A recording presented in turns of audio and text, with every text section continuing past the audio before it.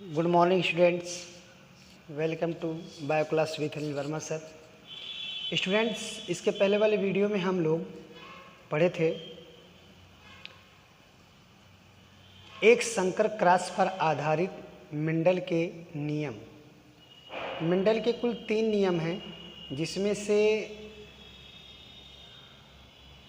2 नियम एक संकर क्रॉस पर आधारित है, एक संकर संकरण पर आधारित है। और वो 2 नियम था प्रभाविता का नियम और पृथक्करण का नियम। ठीक है, अब हमारा शुरू होने जा रहा है मेंडल का तीसरा नियम, जो द्विसंकर क्रॉस पर आधारित है। ठीक है, द्विसंकर क्रॉस का मतलब हुआ कि ऐसा क्रॉस जिसमें विपरीत लक्षण 2 लिए जाएं, लक्षण जो लिए जाएं, ठीक है, वो 2 हों। देखिए यहाँ पर 2 लक्षण के जीन लेंगे हम। ठीक है, चलिए यहाँ से आप पहले समझिए वो 2 लक्षण हम क्या क्या ले रहे हैं। एक ही प्लांट के 2 लक्षण का एक साथ हम संकरण कराएंगे। इसके पहले हम एक ही लक्षण ले रहे थे, फूल का रंग ले रहे थे, तो फूल का रंग ही था, उसके साथ तने की लंबाई नहीं थी। 7 लक्षण बताया गया था ना, तो उनमें सब हम 2 लक्षण लेंगे। ठीक है, तो अब की बात चलिए सीड ले रहे हैं। एक लक्षण हम ले रहे हैं सीड शेप, यानी बीज का आकार, और एक लक्षण ले रहे हैं उसी बीज का कलर, रंग। यानी बीज एक ही रहेगा लेकिन उसमें 2 लक्षण समाहित रहेंगे। एक पहला तो उसका आकार देख लें कैसा है, और दूसरा उसका कलर। ठीक है, तो मान लिया यह बीज है, ठीक है, जो गोल है, और मान लिया यह एक बीज है जो क्या है, सिकुड़ा है। ठीक है, रिंकल्ड है, ये स्फीयर है, लेकिन इसका रंग क्या है, पीला है, और इसका रंग क्या है, हरा। ध्यान देंगे स्टूडेंट, पीला और हरा एक जगह और आता है फ्लावर के रंग में। तो फ्लावर की जब बात होगी तो वहाँ हरा प्रभावी होता है और पीला जो होता है अप्रभावी होता है। लेकिन यहाँ बीज की बात हो रही है, इसलिए देखिए मैंने लिख दिया है शेड, बीज की बात है। बीज में जो होता है वो पीला प्रभावी होता है और हरा अप्रभावी होता है। ठीक है, तो चलिए ये 2 लक्षण लिए जा रहे हैं। बीज का आकार, ठीक है, आई बात समझ में, बीज का आकार एक वो रहेगा, एक मटर का जो बीज होगा वो गोल होगा लेकिन उसका रंग पीला रहेगा, और एक मटर के बीज का जो आकार होगा वो झुर्रीदार रहेगा लेकिन कलर उसका हरा रहेगा। ठीक है, और पीले वाले को चूँकि 2 लक्षण एक साथ लिए जा रहे हैं, इसलिए पीले को हम प्रदर्शित कर रहे हैं कैपिटल R से, और रंग जो है गोल को हम प्रदर्शित कर रहे हैं कैपिटल R से, और रंग को कैपिटल Y से। ठीक है, तो उसी प्रकार से झुर्रीदार को स्मॉल r से, और उसके कलर को हरे को स्मॉल y से। ठीक है, ये सिंबल से हम प्रदर्शित करेंगे संकलन कराने के लिए। और इसका फिनोटाइप यानी दिखने में कैसा लगेगा, ये पहला वाला गोल पीला, क्योंकि गोल है आकार और पीला है रंग, और दूसरा वाला कैसा दिखेगा, झुर्रीदार और हरा। ठीक है, तो मैंने यहाँ लिख दिया है आपको समझने के लिए कि ये प्रभावी रहेगा और ये अप्रभावी रहेगा। ठीक है, तो ये जो सेट है वो प्रभावी है और ये सेट क्या है, अप्रभावी है। तो चलिए अब हम क्या करते हैं, उन्हीं में से एक को, जो ये पहला वाला है, इसको हम मान लिया हम मेल है, इसको मान लिया क्या है, फीमेल है। ठीक है, मान लिया एक मेल है एक फीमेल है, जो मैंने यहाँ पर संकरण कराने के लिए F1 पीढ़ी के लिए मैं ले रहा हूँ। ठीक है, तो ये मेल है RRYY और ये फीमेल है स्मॉल r स्मॉल y। ठीक है, अब क्या होगा, इसमें ये जनक है दोनों। ठीक है, अब इससे क्या होगा, गैमिट बनेगा। तो इधर से गैमिट क्या बन रहा है, RY, क्योंकि अर्धसूत्री विभाजन होता है ना, अर्धसूत्री विभाजन में एक इस आधा इसमें से और आधा इसमें से आएगा, यानी 2 ये था, इसमें से एक आ गया और इसमें से एक आ गया इस गैमिट में। ठीक है, तो ये हो गया RY। उसी तरह से यहाँ फीमेल की गैमिट जब बनेगी तो इसका भी एक R है, इसका भी एक Y। ठीक, अब F1 पीढ़ी में दोनों जब मिलेंगे जो जायगोट बनेगा। ठीक है, अभी इस पर मत ध्यान दीजिएगा, तो जो जायगोट बनेगा वो क्या होगा, इसका R इसका R एक साथ कर लीजिए, इसका Y इसके साथ कर लीजिए। ठीक है, एक साथ। ठीक है ना, तो ये बन गया RRYY। ठीक, अब मेंडल ने क्या किया, इन्हीं का जो है आपस में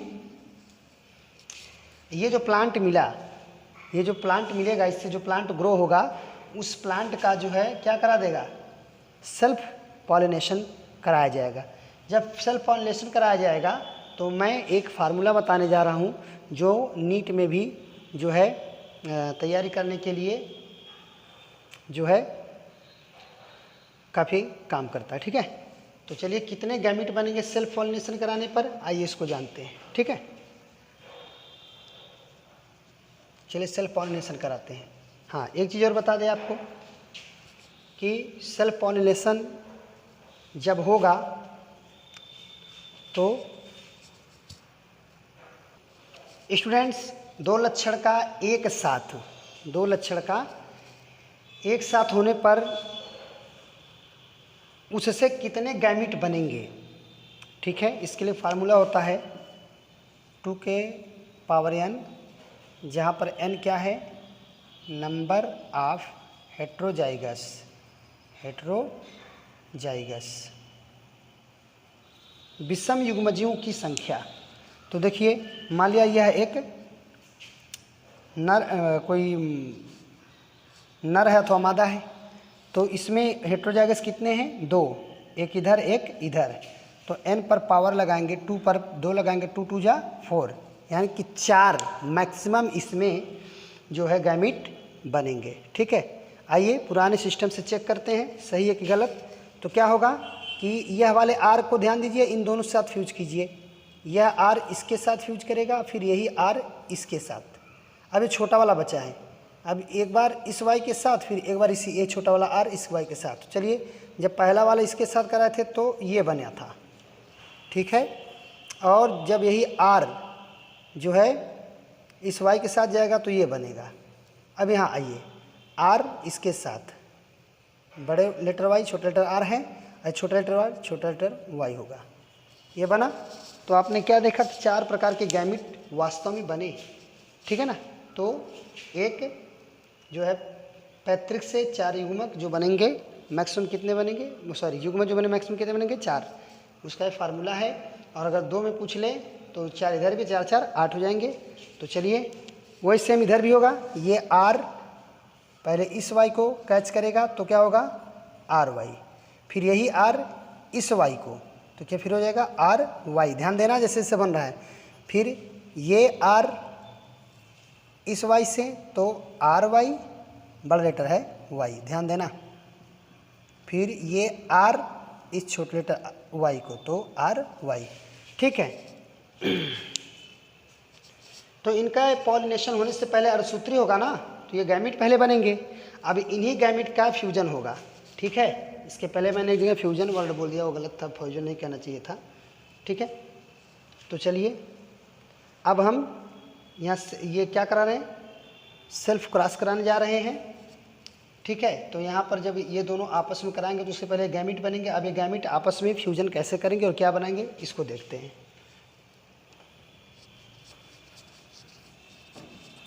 तो आप लोग याद रखिए, ये 4 प्रकार के बने हैं।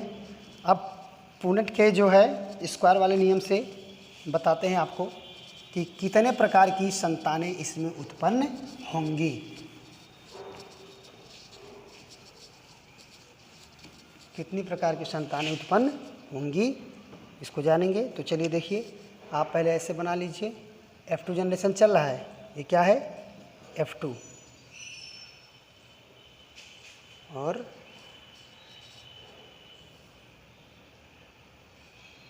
ऐसे कर लीजिए।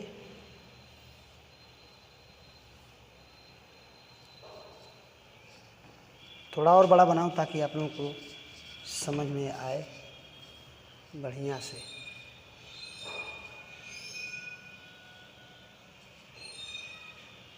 एक, दो, तीन, चार, 1 2 3 4।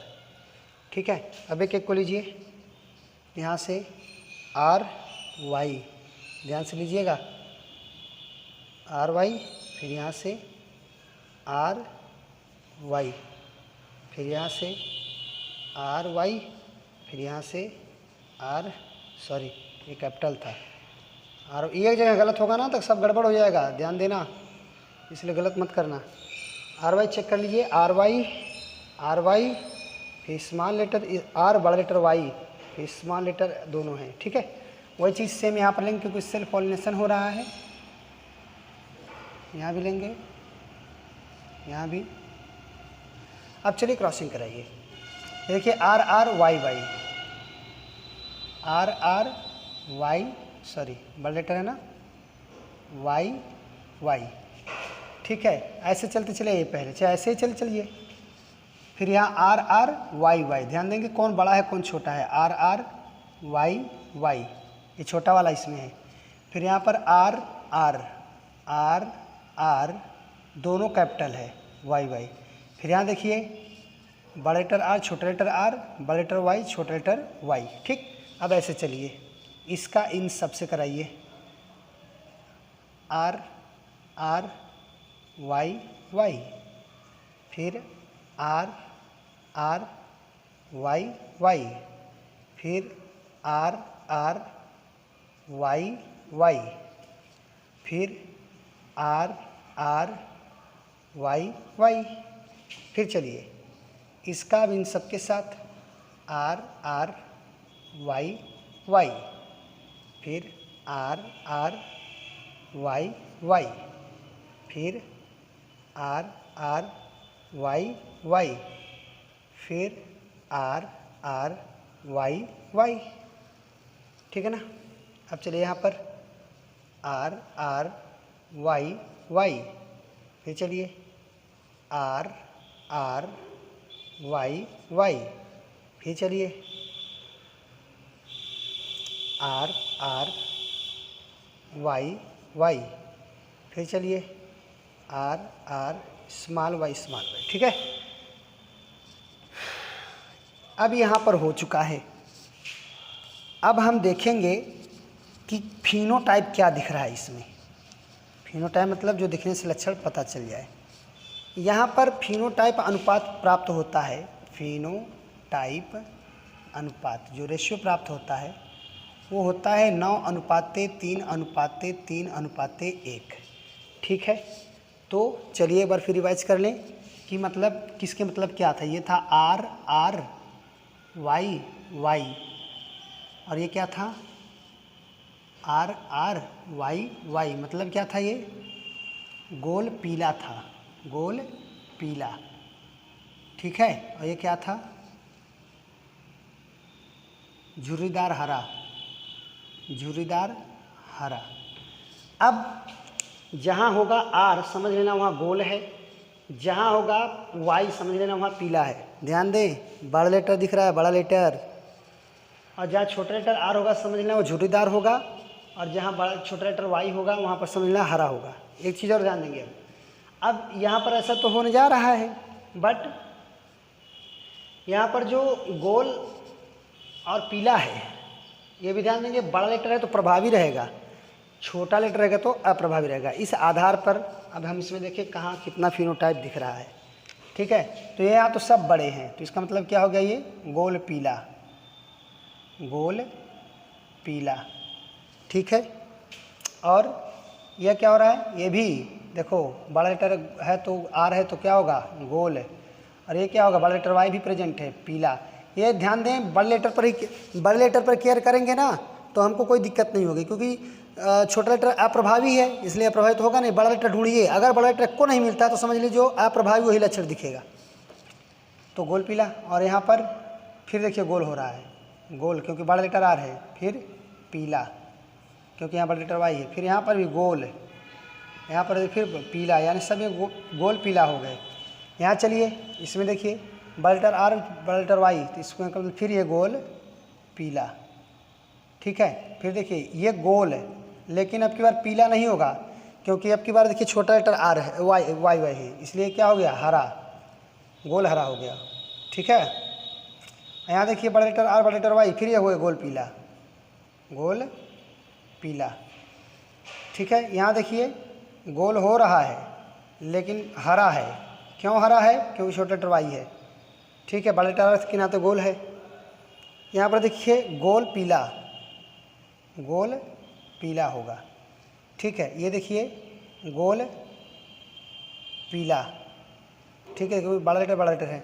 यहाँ पर अब की बार क्या हो रहा है, अब की बार देखिए गोल नहीं है, अब की बार झुर्रीदार और पीला हो रहा है, झुर्रीदार पीला, क्योंकि बड़ा लेटर वाई है इसलिए पीला।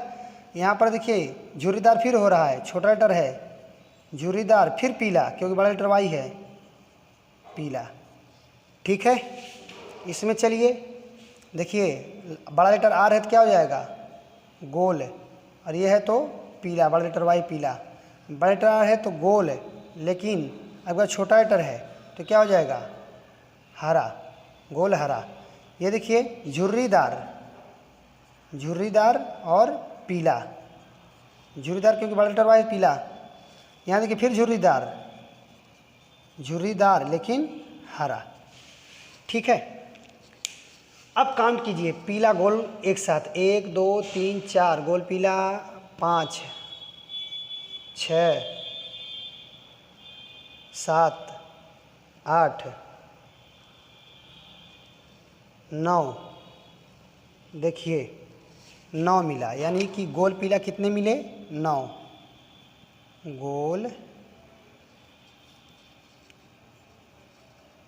गोल पीला की संख्या कितनी है, 9। चलिए हमने बताया 9 अनुपाती अनुपाती 3 अनुपाती 1 आएगा, और ये सही है।